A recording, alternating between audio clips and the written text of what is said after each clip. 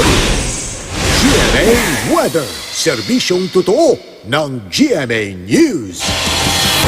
Asahan ng maalinsangang panahon sa iba't ibang bahagi ng bansa bukas, pero posible rin po ang pag-ulan lalo na sa Mindanao dahil ito sa patuloy na pag-iral ng easterlies o mainit na hangin mula silangan. Pinakamaalinsangan sa Tugigaraw at Cabanatuan dahil posibleng pumalo sa 42 degrees Celsius ang init factor bukas.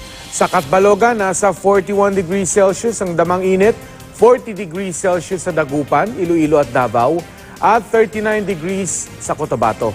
Posibleng nasa 39 degrees Celsius din ang init factor bukas sa Metro Manila at mananatiling mababa ang tsansa ng ulan. Sa rainfall forecast naman ng Metro Weather, maging I'm ready sa maghapong ulan sa Bukidnon, Misamis Oriental, Agusan del Norte, Davao del Norte, habang sa hapon may hanggang malalakas na ulan na sa malaking bahagi ng Mindanao.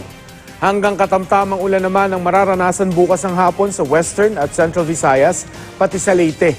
Sa Luzon, mababa ang tsansang umulan sa umaga pero sa hapon uulanin ng Ilocos, Cordillera at Cagayan Valley regions. Pati ang mga probinsya ng Zambales, Tarlac, Nueva Ecija at ilang bahagi ng Palawan. Yan ang latest mula sa GMA Weather. Magplano para sigurado. I'm ready, serbisyong totoo ng GMA News.